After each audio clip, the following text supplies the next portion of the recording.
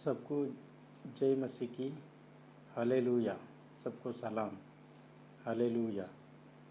पिछले हफ्ते में स्मरण करें ये विषय में परमेश्वर का वचन मनन करने के लिए हमें परमेश्वर ने मदद किया।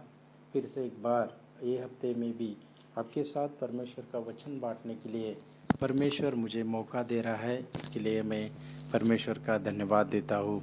और आज इस दिनों में जहाँ भी आशीष हुआ मिशन के द्वारा कलसिया इकट्ठी होती है, मैं विश्वास करता हूँ कि परमेश्वर उसके वचन के द्वारा उनको आशीष देगा। प्यारे भाई और बहनों, इन आखिरी दिनों में हम हर जगह एक गड़बड़ाहट, हलचल, बेचैनी, आतंक, लड़ाई, मारपीट, अशांति आदि बातों को देखते आ रहे हैं। यदि हम 2020 साल के पिछले 4 महीने के विषय में हम देखें तो हमें मालूम पड़ जाता है कि पूरे जगत में अकाल, भूकंप, जंगलों में आग, तूफान, बारिश, सुनामी और अभी हम देखते हैं कि कोरोना संक्रमण के द्वारा पूरा जगत में हलचल मचा हुआ है। यदि हम आज के दिन की बात करें तो आज पूरे जगत में 2,43,000 लोग मर चुके हैं। इसका मतलब लगभग 2.5 लाख लोग ये जगत छोड़ के चले गए हैं। और ऐसे कई असंभव बातें आज इन दिनों में हम हमारे आँखों के सामने देख रहे हैं। प्यारे भाई और बहनों, इन बातों को देखते हुए हमें परमेश्वर की वचन की याद आती है।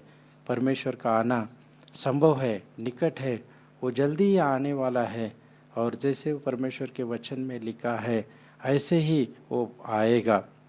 लेकिन इन दिनों में हम विश्वास और परमेश्वर के प्रेम में दृढ़ रहना है। पिछले हफ्ते में मैंने आपको बताया था कि हमें लूत की पत्नी का स्मरण करना है। इस वचन में हमने देखा था कि लूत की पत्नी ने अविश्वास के कारण परमेश्वर की बात को नहीं माना। और निश्चय अविश्वास हमारे आत्मिक जीवन के लिए एक खतरा हो सकता है। प्यारे भाई और बहनों, हम विश्वास में दृढ़ रहना चाहिए। अभी हम कोरोना के बारे में हम देखते हैं, वो आँखों से न दिखने वाला एक विषाणु है, लेकिन फिर भी उसका असर पूरे जगत में हुआ है। लेकिन यदि जो छोटा सा विश्वास है, जैसे यीशु मसीह ने मत्ती रचित सुसमाचार 17 अध्याय और 20 वचन में लिखा है, यदि तुम्हारा विश्वास राई के दाने के बराबर भी हो, राई के दाने बराबर मतलब इतना सा छोटा सा विश्वास भी यदि हो, तो इस पहाड़ को कह सकोगे यहाँ से सरक कर वहाँ चला जा, तो वह चला जाएगा और कोई बात तुम्हारे लिए असंभव न होगी। परमेश्वर का वचन हमें बताता है, यदि राई समान जो विश्वास, छोटा सा जो विश्वास है, यदि हमारे भीतर है तो हमें कोई भी बात असंभव नहीं है। इसलिए प्यारे भाई और बहनों, हम विश्वास में दृढ़ रहना है। और दूसरा उदाहरण हम देखे थे कि इफिसुस की कलीसिया का स्मरण करो, जिसने पहला सा प्रेम छोड़ दिया था। यदि परिस्थिति बदल सकती है, लेकिन हम परमेश्वर के प्यार से दूर नहीं होना है। पौलुस रोमियो की पत्री और उसका 8 अध्याय और 35 वचन से वो लिखता है कि कौन हमें वो मसीह के प्रेम से अलग करेगा? क्या क्लेश या संकट या उपद्रव या अकाल या नंगाई या जोखिम या तलवार? और यदि हम 38 वचन से पढ़ेंगे तो वहाँ वो बताता है, क्योंकि मैं निश्चय जानता हूँ, वो बताता है मैं निश्चय जानता हूँ, आई एम अश्योर्ड ऑफ, मेरा खातिरी है, मेरा निश्चय है कि न मृत्यु, न जीवन, न स्वर्गदूत, न प्रधानताएं, न वर्तमान, न भविष्य, न सामर्थ्य, न ऊंचाई, न गहराई और न कोई और सृष्टि हमें परमेश्वर के प्रेम से जो हमारे प्रभु यीशु में है अलग कर सकेगी। और ये पौलुस को निश्चय था, उनके मन में उन्होंने खातिरी किया था कि कोई भी बात मुझे परमेश्वर के प्रेम से दूर नहीं कर सकती, अलग नहीं कर सकती। और विश्वास और प्रेम, इन दोनों बातों में ये आखिरी दिनों में हम दृढ़ रहेंगे। प्यारे भाई और बहनों, प्रेम के विषय में मैंने एक उदाहरण सुना था। एक बुजुर्ग चाचा रास्ते से जा रहे थे। अचानक एक गाड़ी ने उन्हें ठुकराया। वो गिर पड़े, लेकिन ड्राइवर अच्छा था। उन्होंने चाचा को उठाया और बताया कि मेरी गलती हो गई, मुझे माफ़ करो, लेकिन चलो मैं तुम्हें अब अस्पताल लेके चलूँगा। लेकिन चाचा ने मना किया। उन्होंने बताया, मेरे बीवी को नाश्ता लेने के लिए मैं आया था, मुझे पहले उसको नाश्ता देना चाहिए, फिर हम अस्पताल चलेंगे।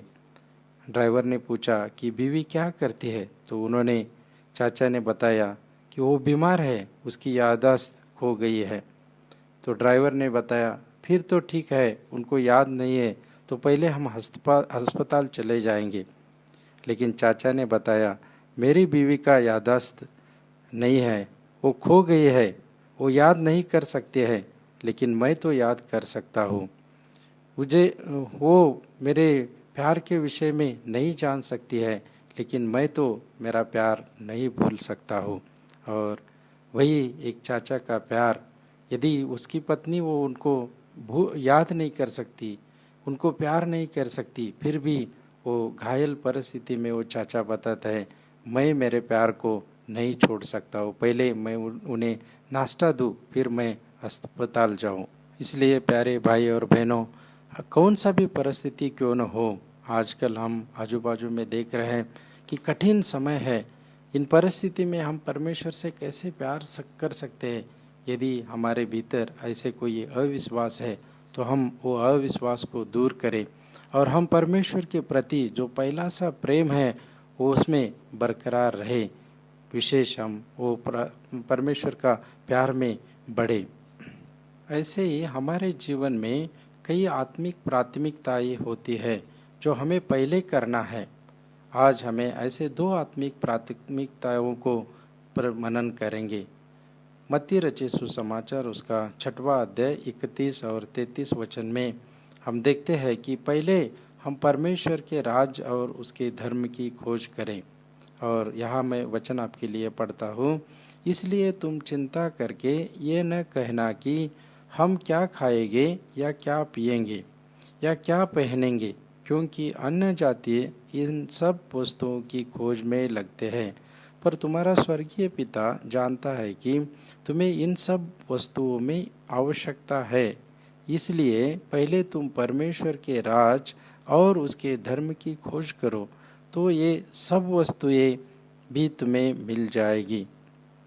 यहाँ हम देखते हैं कि परमेश्वर हमें बताता है कि पहले हम परमेश्वर के राज और धर्म की खोज करें।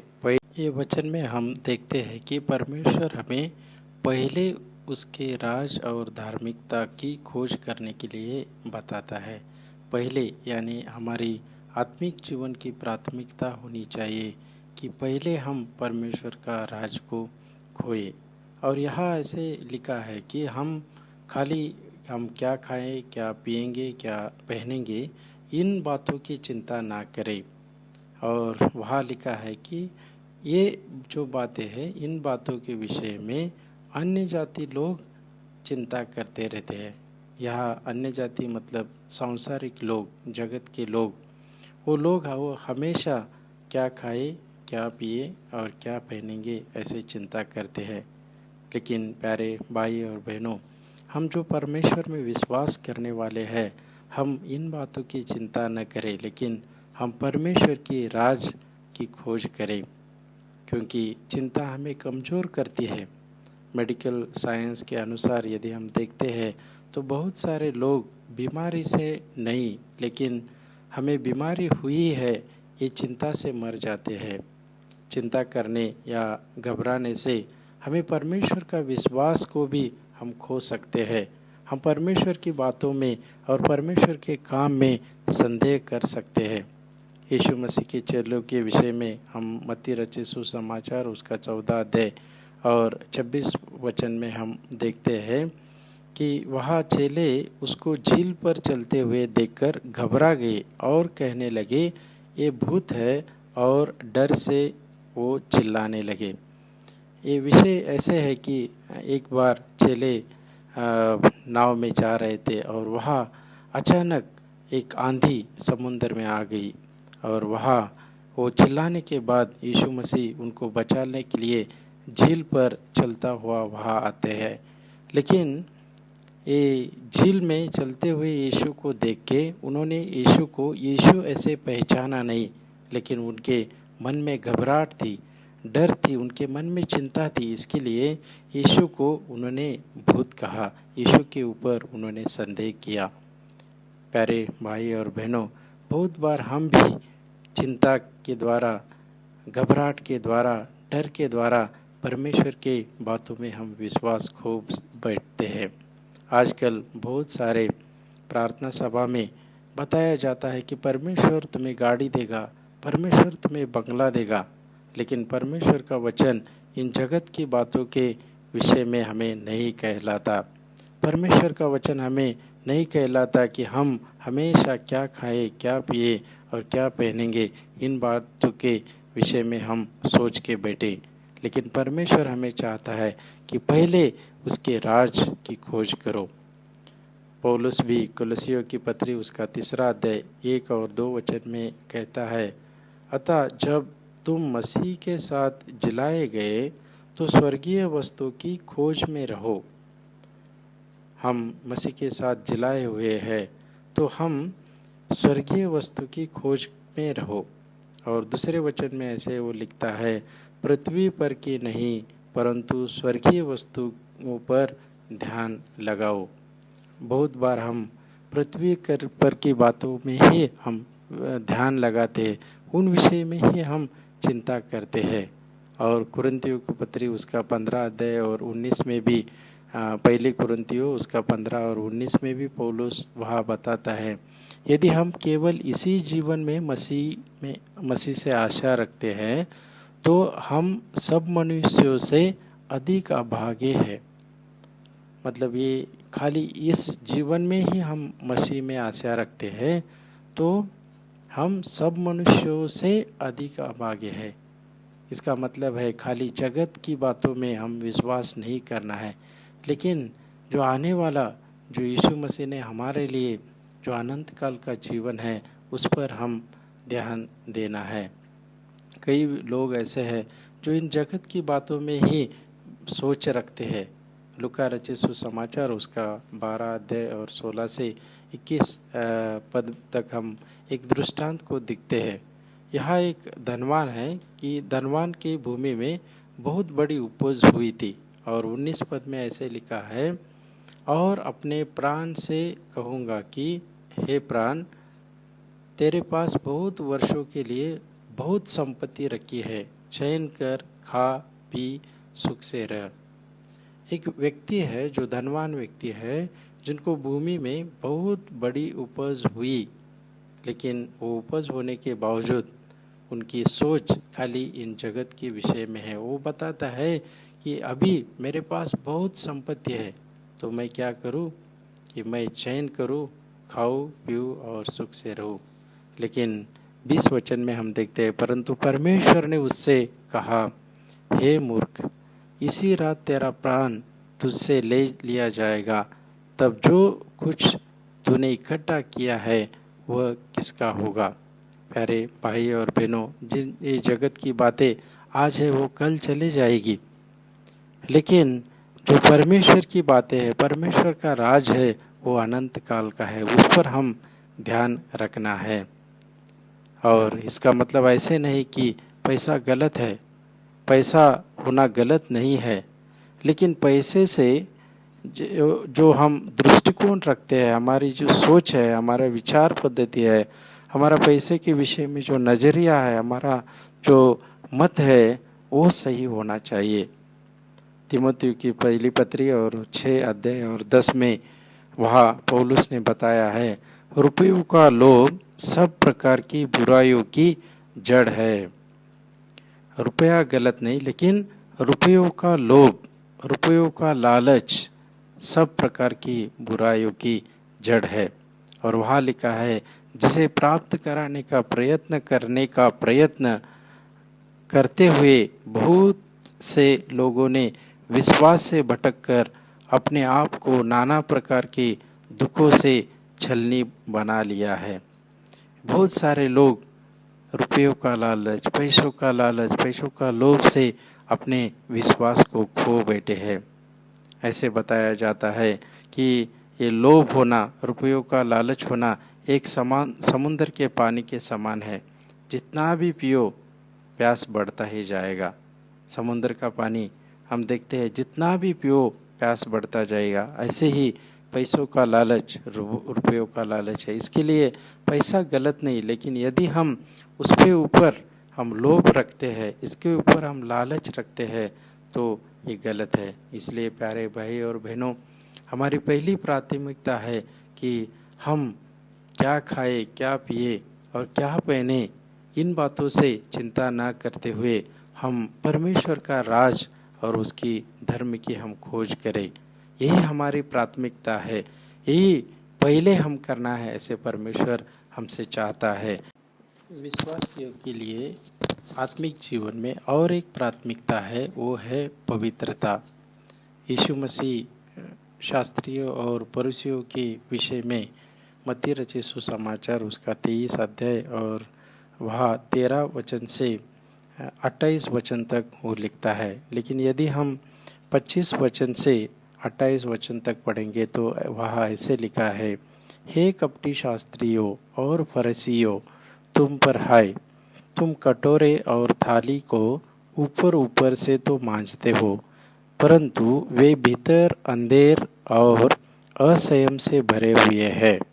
और 26 वचन में लिखा है, हे अंधे फरीसी, पहले कटोरे और थाली को भीतर से मांज की वे बाहर से भी स्वच्छ हो।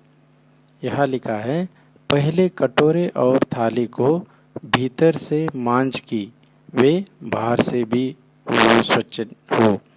और पहले यहाँ वो चाहता है कि अंदर से स्वच्छ हो। और यहाँ हम देखते हैं कि यीशु मसीह ने 2 उदाहरण का इस्तेमाल किया है। यीशु मसीह कटोरे के बारे में भी बताता है, और यदि 27 वचन में भी हम पढ़ेंगे तो वहाँ उन्होंने लिखा है, हे कपटी शास्त्रियों और फरीसियों, तुम पर हाय, तुम चुना फिरी हुई कब्रों के समान हो, जो ऊपर से तो सुंदर दिखाई देती है, परंतु भीतर मुर्दों की हड्डियों और सब प्रकार की मलिनता से भरी है। यहाँ दूसरा उदाहरण दिया है, वो है कब्र।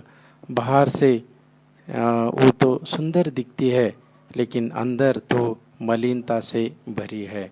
और ऐसे ही कटोरा और कब्र का इस्तेमाल इसलिए किया है कि शास्त्रियों और फरीसियों का जीवन भी ऐसे था। वो बाहर से देखने में सुंदर और अच्छे थे, लेकिन उनका भीतरी जीवन और कुछ अलग था। लेकिन परमेश्वर चाहता है भीतर और बाहर से भी हम स्वच्छ होना है। यदि हम शास्त्री और फरीसियों के विषय में देखेंगे तो बहुत बार यीशु मसीह उनके ऊपर हाय करके वो बताता है, क्योंकि शास्त्री और फरीसियों का जीवन ऐसे वो बाहर से वो धर्मी लगते थे, आउटवर्डली ऑल राइट, वो बहुत ऐसे धर्मी के समान लगते थे, लेकिन अंदर का उनका जीवन वो कपट से भरा हुआ था। इसलिए 13 वचन में भी लिखा है, हे कपटी शास्त्री और फरीसियों, तुम पर हाय। 15 वचन में भी लिखा है, हे कपटी और शास्त्रियों, तुम पर हाय। ऐसे अलग अलग वचन में, और आगे देखते हैं तो 23 वचन में, 25 वचन में और 27 वचन में तुम पर हाय, तुम पर हाय, तुम पर हाय ऐसे करके लिखा है। क्योंकि ये जो शास्त्री और फरीसियों थे वो कर्मकांड को ज़्यादा महत्व देते थे, धार्मिक कामों को ज़्यादा महत्व देते थे, लेकिन परमेश्वर से उनका संबंध बिल्कुल भी अच्छा नहीं था। बाहर से वो अच्छे थे, लेकिन अंदर जो परमेश्वर के साथ संबंध होना है वो अच्छा नहीं था। इसलिए परमेश्वर कहता है कि पहले तुम अंदर से स्वच्छ हो, फिर वो बाहर से भी हम स्वच्छ हो सकते हैं। यहाँ हम फरीसियों और शास्त्रियों के विषय में हम देखते हैं कि उनका जीवन यदि देखें तो वो सप्ताह में 2 बार उपवास करते थे, वह हमेशा प्रार्थना करते थे और हम अपनी कमाई का 10वां अंश भी वो देते थे। लेकिन परमेश्वर से जो संबंध रखना है, वो संबंध से वो बहुत ऐसे दूर थे। मत्ती रचित सुसमाचार उसका 15 अध्याय और 8 वचन में लिखा है, वहाँ परमेश्वर बताता है, ये लोग होठों से तो मेरा आदर करते हैं, ये लोग होठों से तो मेरा आदर करते हैं, पर उनका मन मुझसे दूर रहता है। और ऐसे उनका जीवन एक कपटी व्यक्ति के समान, एक पाखंडी के समान था, एक ढोंगी व्यक्ति के समान था। और कभी कभी आत्मिक जीवन में ये पाखंड को पहचानना बहुत मुश्किल होता है। हम भी कभी कभी फरीसियों और शास्त्रियों के समान पाखंडी बन जाते हैं, कपटी बन जाते हैं। लेकिन हमारे आत्मिक जीवन के लिए एक बड़ा खतरा होता है। बहुत बार हम क्यों कपट करते हैं, ये इसका अर्थ ये होता है, हम ये कपट ये इसलिए करते हैं कि हमें परमेश्वर से हमें अच्छे से हमें पहचाना नहीं है। क्यों हम कपट करते हैं? क्योंकि परमेश्वर को हमने अच्छे से पहचाना नहीं है। लेकिन हम परमेश्वर के जो गुण है वो उनको समझना चाहिए। परमेश्वर को हम उसका स्वभाव को समझना चाहिए और उनको पहचानना चाहिए। बाइबल में ऐसे कई उदाहरण दिए हैं कि अब्राहम परमेश्वर को पहचानता है, वो जानता है कि परमेश्वर मेरी ज़रूरतों को पूरा करने वाला है, इसलिए उन्होंने परमेश्वर को बताया यहोवा यिरे। ऐसे ही यहोवा शालोम मतलब परमेश्वर मुझे शांति देने वाला है। ऐसे यहोवा निसी मतलब परमेश्वर मेरा जय का झंडा है। ऐसे अलग अलग जगह हम देखे हैं कि कई परमेश्वर के लोगों ने परमेश्वर को पहचाना है। हाजिरा के विषय में भी हम देखते हैं, उत्पत्ति की पुस्तक उसका 16 अध्याय और 13 वचन में हम देखते हैं कि हाजिरा ने भी परमेश्वर को पहचाना था। और उन्होंने 13 वचन में ऐसे दिया है कि उन्होंने बताया कि परमेश्वर मेरा अता यल रोई है, इसका मतलब मुझे देखने वाला परमेश्वर है। और प्यारे भाई और बहनों, यदि हाजिरा जैसे विश्वास हमारे मन में भी हो कि परमेश्वर मुझे देखता है, देखने वाला है, तो हम उससे कुछ भी बात छिपा नहीं सकते हैं। शास्त्री और फरीसियों की यही समस्या थी, वो बहुत बातों को छिपाते थे। बाहर दिखाने के लिए उनका अलग जीवन था, लेकिन अंदर की बातों को उन्होंने छिपा के रखा था। लेकिन परमेश्वर से हम कुछ भी छिपा नहीं सकते हैं। बपतिस्मा करने वाला यूहान ना, वो परमेश्वर के यीशु मसीह के विषय में वो 2 बातें कहता है। यीशु मसीह कौन है? वो यूहन्ना उसका 1 अध्याय और 36 में हम देखते हैं कि उन्होंने बताया कि वो परमेश्वर का मेमना है।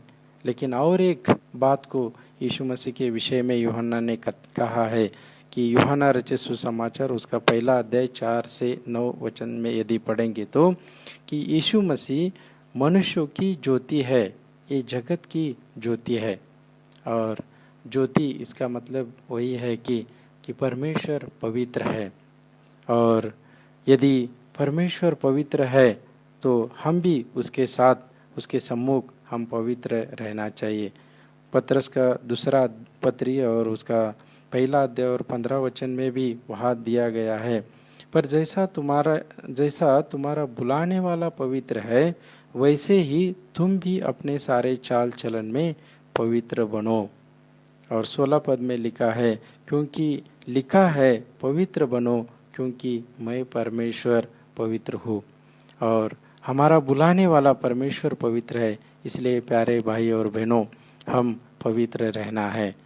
पवित्रता ये हमारे आत्मिक जीवन की भीतर की बात है। बहुत बार हम बाहरी बातों को हम ज़्यादा महत्व देते हैं, लेकिन अंदर की बात, भीतर की बात जो हमारी पवित्रता को परमेश्वर हमसे चाहता है। और यूहन्ना रचित यूहन्ना का 1 पत्री उसका 1 अध्याय और 6वें वचन में भी लिखा है, यदि हम कहें कि उसके साथ हमारी सहभागिता है और फिर अंधकार में चले तो हम झूठे हैं और सत्य पर नहीं चलते। बहुत बार हम विश्वास करते हैं कि हम परमेश्वर की संगति में हैं, सहभागिता में हैं, और हम लोगों को ऐसे गवाही देते हैं, लेकिन फिर भी हम अंधकार में मतलब पाप के रास्ते में हम चलते हैं, तो हम झूठे हैं और हमारे भीतर सत्य नहीं है। और 7 वचन में ऐसे लिखा है, पर यदि जैसा वह ज्योति में है वैसे ही हम भी ज्योति में चले तो एक दूसरे से सहभागिता रख सकते हैं, संगति रख सकते हैं। प्यारे भाई और बहनों, और यदि हम भी पवित्रता में चले तो परमेश्वर से हम संगति रख सकते हैं। और इसलिए दूसरी आत्मिक प्राथमिकता है कि हम भीतर से हम शुद्ध होना है, स्वच्छ होना है, हम पवित्र होना है। आज हम ये 2 बातों को हम देखा है। आत्मिक जीवन में कई बातों को हम जोड़ सकते हैं, लेकिन सबसे महत्वपूर्ण बात है जिसको हम प्राथमिकता ये कह सकते हैं, वो पहली बात है कि हम क्या खाए, क्या पिए, क्या पहने, इन बातों से चिंता करते ना बैठे, लेकिन हम पहले परमेश्वर का राज्य और उसकी धर्म की खोज करें। और दूसरी बात हम यहाँ देखते हैं कि परमेश्वर की पवित्रता को हम हमारे जीवन में पालन करें। वहाँ परमेश्वर शास्त्रियों को, फरीसियों को क्यों उनको हाय करके बताता है? क्योंकि उन्होंने अपनी पवित्रता को छोड़ा था। उनका बाहरी धार्मिक जीवन अच्छा था, लेकिन भीतरी जो पवित्रता है उन्होंने वो छोड़ा था। लेकिन परमेश्वर हमसे चाहता है कि पहले हम कटोरे से भीतर से हम स्वच्छ करें, ताकि वो बाहर से भी स्वच्छ हो। और प्यारे भाई और बहनों, इन दिनों में परमेश्वर और भी आपकी सहायता करे। परमेश्वर के राज में उस बढ़ने के लिए परमेश्वर हमारी मदद करे। उसके राज को खोज करने में, उसके धर्म को खोज करने में परमेश्वर हमारी और भी सहायता करे। वो हम पहली बात करना है। और दूसरी बात, उसकी पवित्रता में हम बढ़े। परमेश्वर आपको आशीष करे। हम प्रार्थना करेंगे। हमारे जीवित और अनुग्रहकारी प्यारे परमेश्वर, हम धन्यवाद देते हैं, स्तुति करते हैं। इन दिनों में परमेश्वर आपके ओर हम ताकते हैं। परमेश्वर आप ही हमारा गढ़ है, दृढ़ गढ़ है। आप हमारी चट्टान हैं। आप हमारे सेनाओं के यहोवा परमेश्वर है। प्रभु, हम धन्यवाद देते हैं। और इन दिनों में हमारे आत्मिक जीवन में हम दृढ़ रखने के लिए परमेश्वर हमारी मदद करे। विशेष रीति से परमेश्वर, इन जगत में हम चिंता करते हुए ना बैठे। परमेश्वर विशेष आपकी राज और धर्म की खोज करने के लिए परमेश्वर हमारी सहायता करे। इतना ही नहीं, परमेश्वर हमारे आत्मिक जीवन में खुद को हम पवित्र रख सके, खुद को हम शुद्ध कर सके परमेश्वर। और पवित्र आत्मा से हमारा सहायता करे, हमको बल दे, ताकि परमेश्वर आपके आने समय परमेश्वर हम निर्दोष पाए।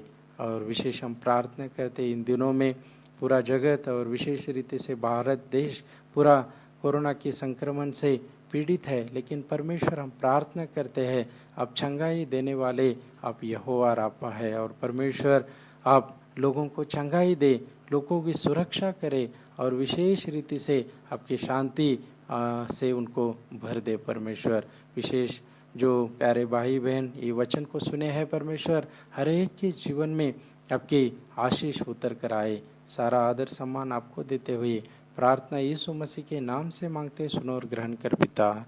आमीन, आमीन।